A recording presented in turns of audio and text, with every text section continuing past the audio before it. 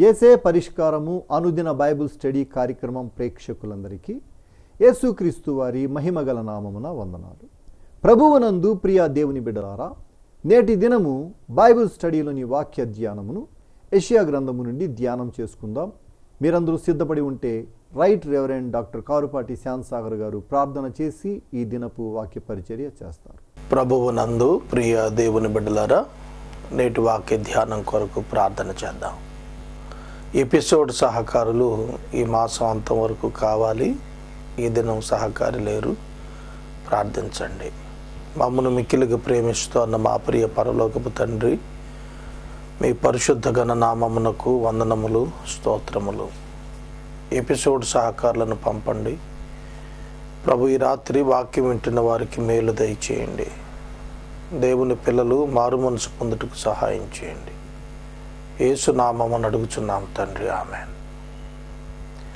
ప్రభువునందు ప్రియ దేవుని బిడ్డలారా, దయచేసి మీ పరిశుద్ధ బైబిల్ గ్రంథాన్ని తెరవండి. యెషయా గ్రంథము 30వ అధ్యాయము 9వ వచనము నుండి వాక్యాన్ని గమనించాలని మనవి చేస్తున్నాను. తిరుగుబాటు చేస్తున్న యూదా జనాంగమును గూర్చి ప్రభువు యెషయాను లిఖించమన్నాడు. 9వ వచనం చదువుదాం. వారు తిరగబడు జనులు, అబద్ధమాడు పిల్లలు, యెహోవా ధర్మశాస్త్రము వినని పిల్లలు. యూదులను గూర్చి యెషయా ప్రవచనం దేవుని పిల్లలను గూర్చి చెబుతున్నాడు. అబద్ధమాడు పిల్లలు, వినని పిల్లలు, మాట వినని పిల్లలు. యోహాను సువార్త 8వ అధ్యాయంలో ప్రభువు మాట్లాడుతూ, మీరు మీ తండ్రియగు అపవాది సంబంధులు అన్నాడు. మీ తండ్రియగు అనే పదం వాడాడు. అంటే ఎవరు విశ్వసింపలేదో వారు యూదులైన మత క్రైస్తవులైన అపవాది పిల్లల కిందే లెక్క. దేవుని పిల్లలము అని చెప్పుకుంటున్నారు, కానీ వారు అబద్ధమాడువారుగా ఉన్నారు. అబద్ధము సాధారణంగా లోకంలో ఎవరు పెద్ద నేరంగా, పాపంగా ఎంచడం లేదు ఇవాళ. No one is serious about lie. అంతెందుకు, వాక్యం చెబుతున్న నేను కూడా అబద్ధాన్ని సీరియస్గా తీసుకునే అంశాలు చాలా ఉన్నాయి నా జీవితంలో.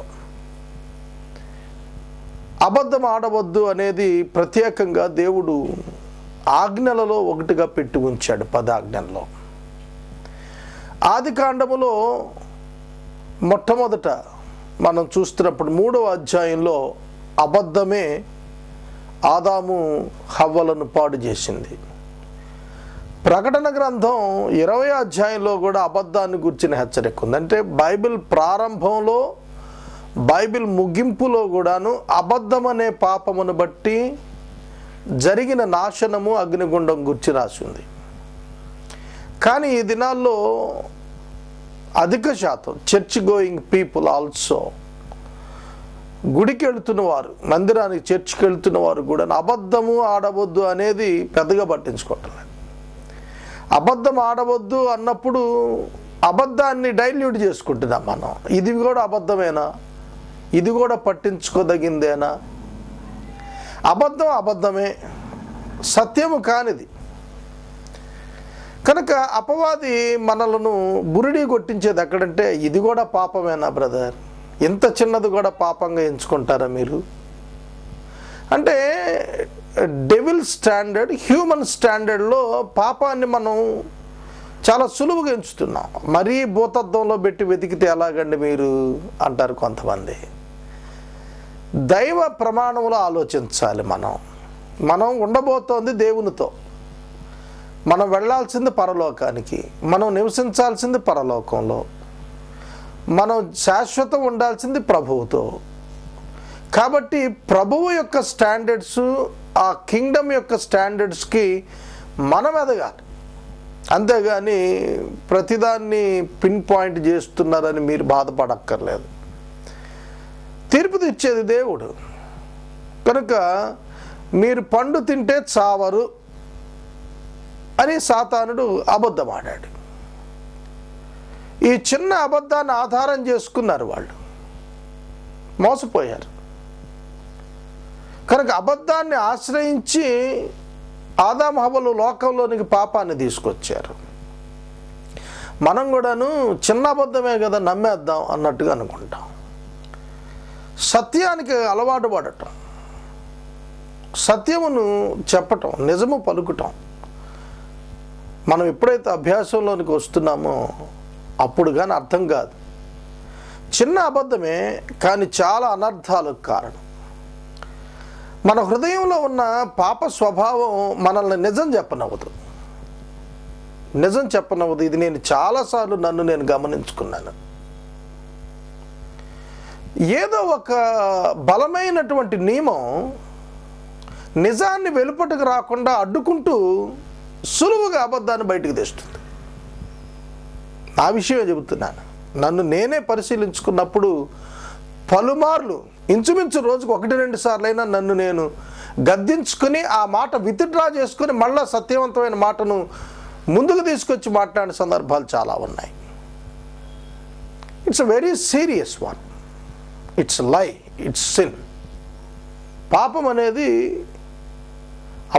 అబద్ధము పాపమే.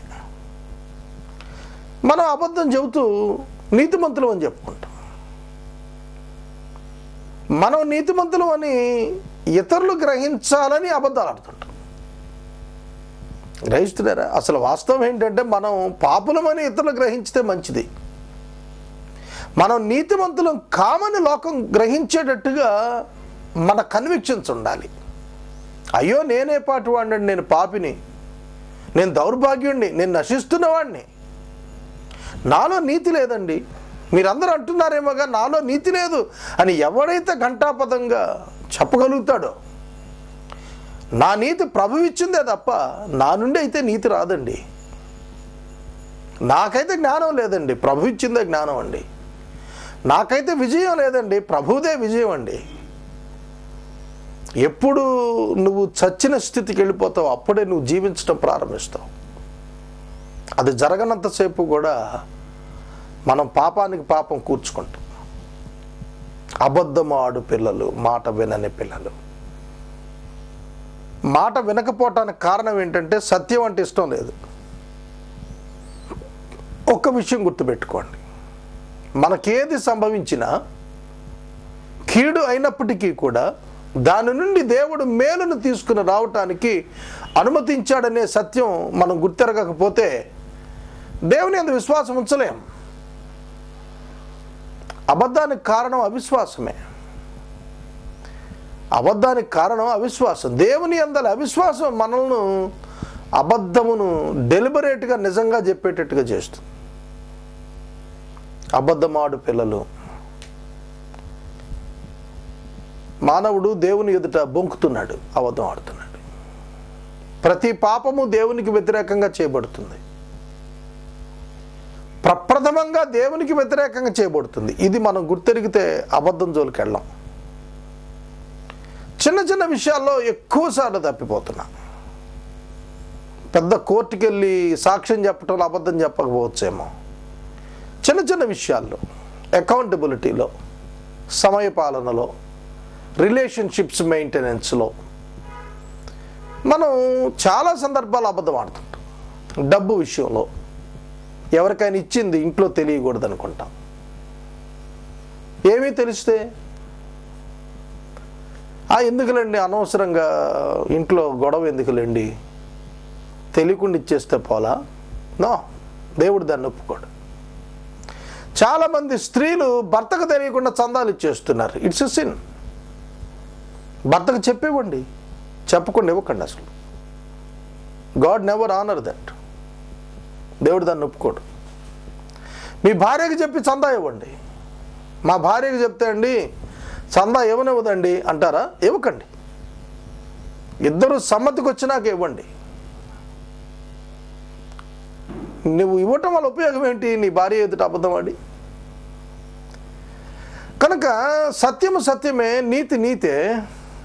దాన్ని అనుసరించడానికి మనం మారాల్సిందే, విధానాలు మార్చుకోవటం కాదు. ఇది మనం గ్రహించినప్పుడే దేవుని సంతోషపెడతాం. దేవుని సంతోషపెట్టాలంటే భార్యాభర్తలు ఇద్దరు కూడా ఐక్యతతో చేయాల్సిందే. ఇశ్రాయేలు జనాంగము ధర్మశాస్త్రం వింటాకు కూడా ఇష్టపడలేదు. ఇప్పటి క్రైస్తవ్యం కూడా ఇదే చాలా పెద్ద సమస్య. They don't listen the word of God. కల్పన కథల వైపు తిరిగిపోతున్నారు, కలిపి చెరిపేట బోధల వైపు తిరిగిపోతున్నారు తప్ప నిజమైన దైవ వాక్యాన్ని వింటే హృదయం కోత. వాక్యం ఖడ్గం కదా, వాక్యం ఖడ్గం. ఈ వాక్య ఖడ్గం కోసేస్తుంది, హృదయాన్ని బాధపెడుతుంది, అయ్యో అనిపిస్తుంది. నీవే ఆ పాపివి అని నీ మనసాక్షి నేను గద్దిస్తుంది వాక్యం వింటే. నువ్వు వాక్యం వింటున్నప్పుడు నీ హృదయంలోని పాపమును గద్దించకపోతే ఆ వాక్యం ఎంతసేపు నీకు ఆశీర్వాదాల ఓటలను గురించి మాట్లాడితే నీకు ప్రయోజనం లేదు. ధర్మశాస్త్రము మానవునికి ఏం చెప్తోంది? నువ్వు పాపివి, నీకు రక్షకుడు అవసరం అని చెబుతుంది. అందుకే ఆ ధర్మశాస్త్రం వినటానికి ప్రజలకు ఇష్టం లేదు. రాజుల గ్రంథంలో కూడాను ఇర్మియా యొక్క మాటలు వినటానికి సిద్కియా ఇష్టపడలేదు, అహాబు ఇష్టపడలేదు. కారణం,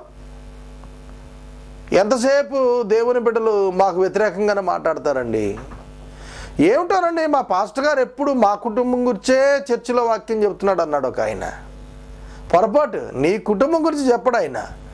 వాక్యం చెబుతున్నప్పుడు నీ కుటుంబం నీకు అందులో కనిపించింది అంతే. ధర్మశాస్త్రాన్ని వినటానికి ఒప్పుకోని పిల్లలు ఇవాళ ఎటువంటి టీవీ ప్రోగ్రామ్స్ చూస్తున్నారు మీరు? ఆశ్చర్యకార్యాలు, అద్భుత కార్యాలు, దీవెన జల్లులు, ఇవి చెప్తున్నవే చూస్తున్నారు కదా. మారు మనసు పొందండి, లేని ఎడల నశిస్తారని చెప్పే బోధలు వింటున్నారా? ఏమిటోనండి, అస్తమానం మారు మనసు అంటారు, పాపం అంటారు, పాపి అంటారు, క్షమాపణ కోరుకోమంటారండి వీళ్ళు. నన్ను ఏలూరుకి సమీపాన ఒక గ్రామానికి ఒక సంవత్సరం సువార్థికుడికి వాక్యం చెప్పడానికి పిలిచారు సభకి. నేను వెళ్ళాను. చాలా ఉద్యమం వచ్చింది ఆ సంవత్సరం. ప్రసంగాల్లో ప్రజలు మేలు పొందారు. తర్వాత సంవత్సరం ఆ నిర్వాహకుడు నన్ను పిలవలేదు. మీటింగులు ఇంకా పెట్టలేదేంటండి పాస్టర్ గారు అని అడిగాను నేను, రోడ్డు మీద కనపడితే. అయ్యా, మిమ్మల్ని పిలిస్తే మీరు మారు మనసు గురించి చెప్తున్నారయ్యా, పాప క్షమాపణ గురించి చెప్తున్నారయ్యా, అందుకే మిమ్మల్ని ఈసారి ఆపేసి వేరే ఆయన్ని పిలిచి ఆయన చాలాసేపు చక్కటి రంజింపజేసేటువంటి కథలు చెబుతున్నాడయ్యా అన్నారు. అర్థమవుతుందా? ఇంకొక చోట ఇంకొక ఆయన ఎవరినో పిలిచారు. ఆయనైతే పాటలతోటి సరసోక్తులతో ఉర్రు తొలగిస్తున్నారంట జనాన్ని. అయ్యా, మీరు 45 నిమిషాలు చెప్తున్నారయ్యా, ఆయన 6 గంటలు, అర్ధరాత్రి 2 అయినా కూడా ఆడవాళ్ళు మగవాళ్ళు ఇంటికి వెళ్ళంటున్నారండి అంటున్నాడు ఇంకో చోట. వాక్యాన్ని వాక్యంగా విభజించి చెప్పేవాడికి చోట్లేదు వాళ్ళు. Even in the churches also. సంఘాల్లో కూడాను ఇన్సెక్యూరిటీ ప్రాబ్లం వచ్చేసింది. దేవుని ధర్మశాస్త్రమును వినిపించకపోతే ప్రజలు ఎలా మారుతారు? పౌలు రోమా సంఘాన్ని అదే అడిగాడు 10వ అధ్యాయంలో. ప్రకటించేవాడు లేకుండా వినేవాడు ఎట్లా వింటాడు? వినకుండా ఎవడు రక్షణ పొందుతాడు? ప్రకటించేవాడు లేకపోతే ఎట్లా వింటాడు? అవును, ప్రకటించేవాడు కావాలి, ప్రకటింపజేసేవాడు కావాలి. ధర్మశాస్త్రాన్ని వినిపించాలి, వినాలి. వినకపోతే వారికి నాశనం. అందుకే ప్రతి సంవత్సరం 3 పర్యాయాలు ముఖ్య పండుగల్లో కుటుంబ యజమాని 3 సార్లు దేవుని యొక్క వాక్యాన్ని ఖచ్చితంగా వినాలి. గెరీజిము కొండ మీద, ఏబాలు కొండ మీద పలికిన దీవెన శాప వచనాలు తెలియాలి. కుటుంబ యజమానికి ఆధ్యాత్మిక లేకపోతే, కుటుంబ యజమానికే ధర్మశాస్త్ర జ్ఞానం లేకపోతే ఎలా నడిపిస్తాడు? అందుకని మోషే ప్రతి పురుషుడిని ధర్మశాస్త్రం కంటత పెట్టమన్నాడు.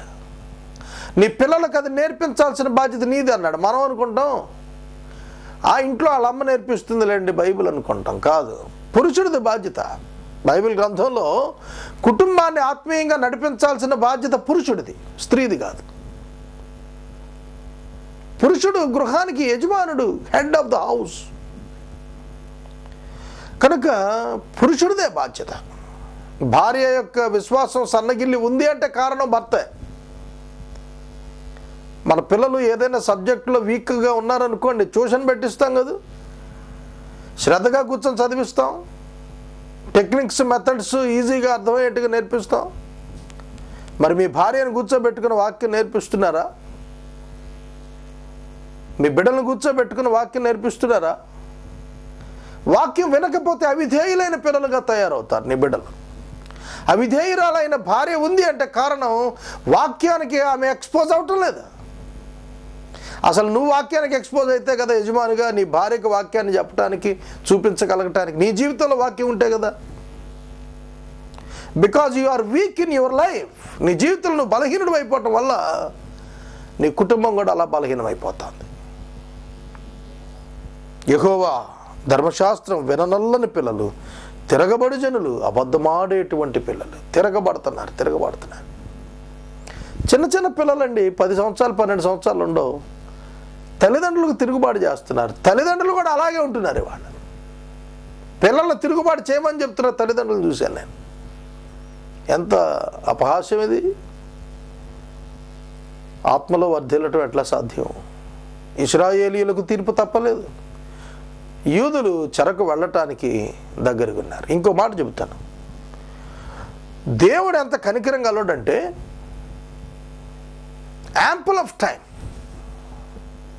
నీకు చాలా సమయాన్ని ఇస్తాడు. అందులో సమస్య లేదు.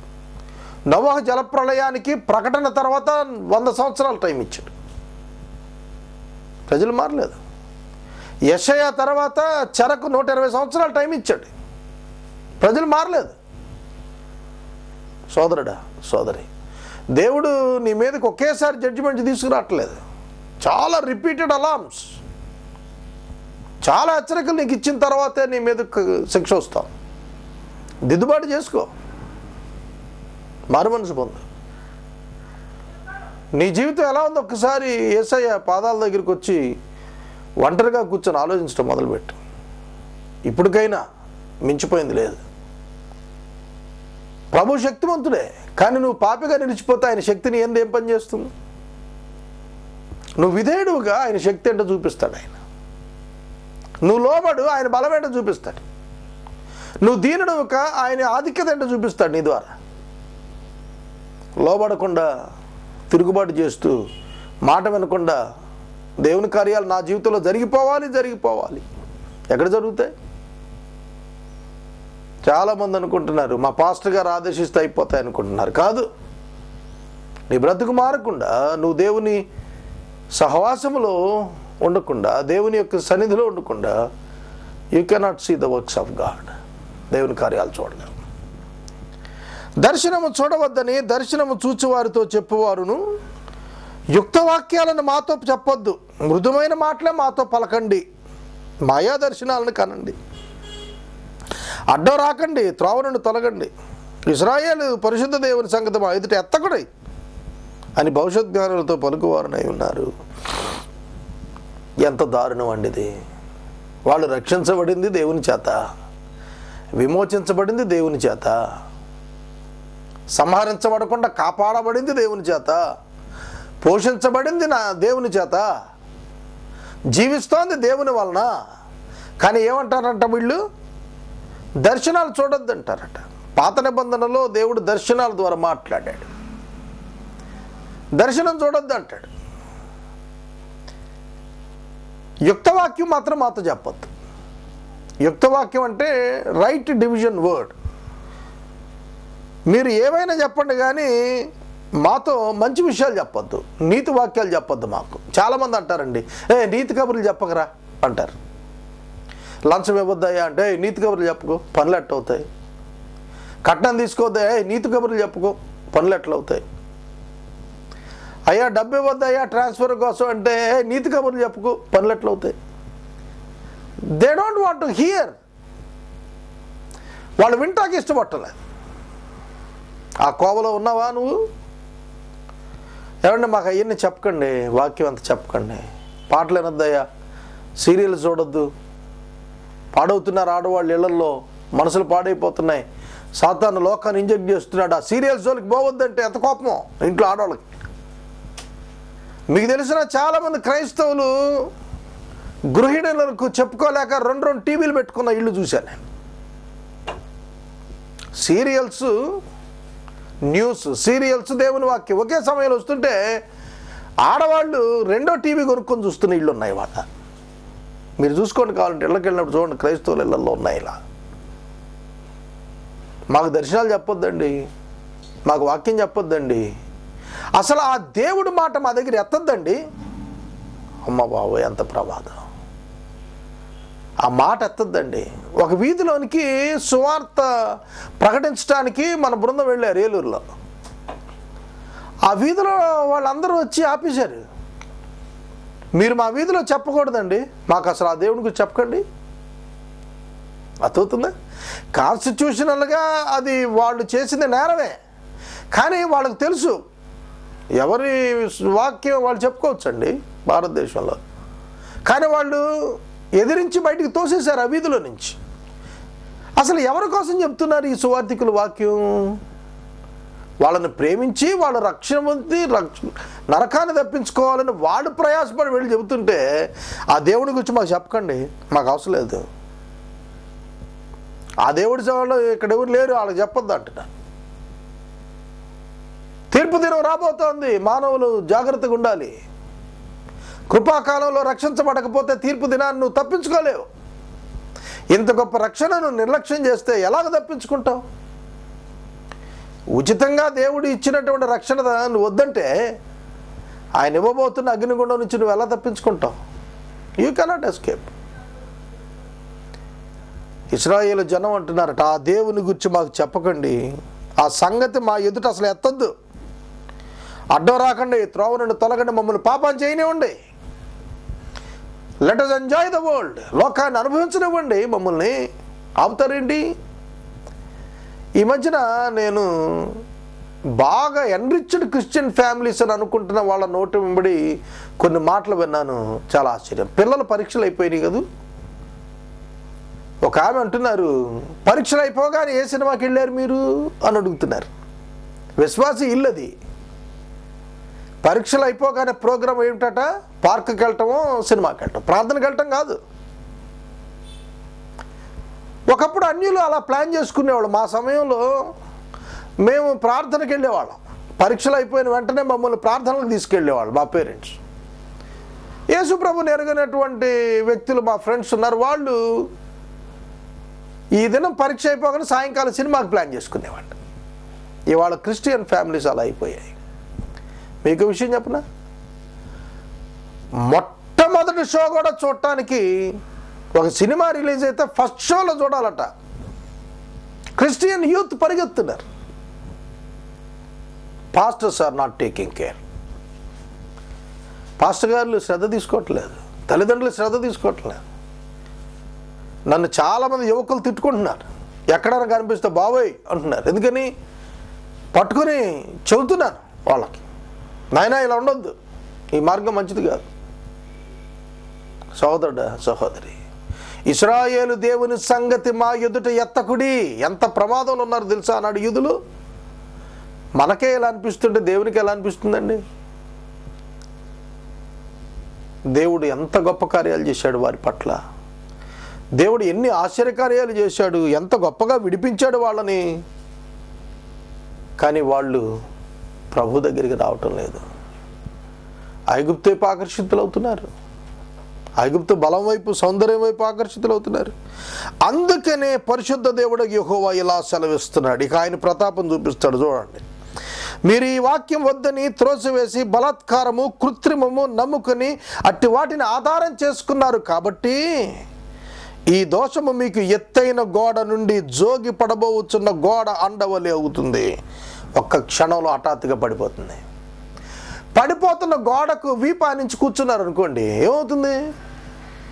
అది పడుతుంది, నువ్వు బయటకు వచ్చి కింద పడతావు, పై అంతస్తు నుంచి కింద పడి చస్తావు. పడిపోయేటువంటి దాన్ని ఆశ్రయంగా చేసుకున్నారు, బలాత్కారమును కృత్రిమమును నమ్ముకున్నారు, వాక్యాన్ని తోసేశారు. మీరు హఠాత్తుగా పడిపోతారు. నేను ఎప్పుడు కూడా వాక్యాన్ని చదువుతున్నప్పుడు ఒక మాట నన్ను ఎప్పుడు ఆలోచింపజేసేది. వారి పిల్లలు సానిక నాదము చేత సంతోషముగా ఉందురు, ఒక్క క్షణమున పాతాళమున కూలుదురు అన్నాడు. నేను ఎప్పుడు అనుకునేవాడు, ఏమిటి సానిక నాదం చేత పిల్లలు అని అంటాడు. ఒక 15 ఏళ్ల క్రితం ఈ వాక్యానికి నాకు పెద్దగా అర్థం తెలిసింది కాదు. ఇప్పుడు చూస్తుంటే ప్రతి పట్టణంలో ఈ గానానికి సంబంధించినటువంటి సినీ మ్యూజికల్ సింగర్స్ ప్రతి పట్టణంలో, ఆఖరికి విదేశాల్లో కూడాను చాలా అందమైనటువంటి ఏర్పాట్లు చేసి ఆహ్లాదకరమైన వాతావరణం సృష్టించి అక్కడ పాటలు, ఆ పాటలకు వయసుతో నిమిత్తం లేదు. చిన్న పిల్లవాడు, నెలల పిల్లవాడిని కూడా వీడియోలో చూపిస్తున్నారు నవ్వుతున్నట్టుగా. ముసలివాడు వరకు కూడా అట్రాక్ట్ అయిపోతున్నారు, ఆ సంగీతం వైపు వెళ్ళిపోతున్నారు. యువకులు ఉర్రుతులుగుతున్నారు. అది సానికనాదము, అది స్తుతినాదము కాదది, లోకాన్ని ఆరాధించేది. అది ఒక్క క్షణంలో పాతాళంలో కూలిపోతారు. అలాంటి షోస్కి వెళ్ళొద్దు క్రైస్తవులారా, నేను మనవి చేస్తున్నాను. మీ పిల్లలను don't encourage them to go they. అటువంటి సినిమా సంగీత వల్లబరి కార్యక్రమాలకి మీరు వెళ్ళొద్దు, ఆ పిల్లలను పంపొద్దు. ఒక క్షణమున పాతాళమున కూలే స్థితి అదే. సోదరుడా, సోదరి, నీ హృదయం ఎటువైపు త్రిప్పబడుతోంది? దేవుడు హెచ్చరిక చేస్తున్నాడు, ఒక్క క్షణాన్ని పడిపోతారు, జాగ్రత్త. వాక్యము హెచ్చరిక చేస్తుంది, హఠాత్తుగా ఒక్క క్షణాన్ని పడిపోతాం. కుమ్మరి కుండ పగలగొట్టినట్లు ఆయన ఏమీ విడిచిపెట్టకుండా పగలగొట్టేస్తాడు. గుంటలో నీళ్లు తీయటం కానీ దానిలో ఒక పెంకైనా దొరకదు. యెహోవా పరిశుద్ధ దేవుడు ఇలా సెలవిస్తున్నాడు, మీరు మరలు వచ్చి ఊరుకుండటం వల్ల రక్షించబడతారు. 15వ వచనం మళ్ళా నిరీక్షణ వచనం 14 వరకు కఠిన తీర్పు. ఒక పెంకు కూడా దొరకకుండా పగలగొడతా అంట పట్టణాన్ని, నులి చేసేస్తాడు. ఆధ్యాత్మిక జీవితాలు అలా అయిపోతాయి, జాగ్రత్త. వాక్యాన్ని ముగిస్తున్నాను. దేవుని వాక్యాన్ని వినండి, దేవుని త్రోసివేయవద్దు. దేవుడు నిన్ను ఆహ్వానిస్తున్నాడు, లోబడు, పశ్చాత్తాపడు, మారు మనసు పొందు, రక్షించబడు, నీతిమంతుడిగా జీవించు, నీ జీవితాన్ని దిద్దుకో. ఇదే అవకాశం. రేపు నీది కాదు, ఈనాడే రక్షణ దినం. ప్రార్థన. మనము ఇంతవరకు రైట్ రెవరెండ్ డాక్టర్ కారుపాటి శ్యాంసాగర్ గారి ద్వారా బైబిల్ స్టడీలోని వాక్య ధ్యానమును యెషయా గ్రంథము నుండి ధ్యానం చేసుకున్నాం. ఈ కార్యక్రమం ద్వారా మీరు పొందుకొనుచున్న ఆత్మీయ మేలులు ఒక ఉత్తరం ద్వారా మాకు తెలియచేయండి. మీ ప్రార్థనా మనవులు మాకు తెలియచేస్తే ఏసే పరిష్కారం కార్యాలయంలో ఏర్పాటు చేసిన ప్రత్యేక ప్రార్థనా శిబిరంలో మీ కొరకు ప్రార్థిస్తాం. మీ కుటుంబ పక్షంగా ఒక ఎపిసోడ్ ప్రసారం చేయాలనుకున్నారు మాకు తెలియచేస్తే మా సిబ్బంది మీ గృహాలను దర్శిస్తారు. ముగింపు ప్రార్థన ఆశీర్వాదాలతో ఈ కార్యక్రమాన్ని ముగించుకుందాం. ప్రార్థన చేసుకుందాం.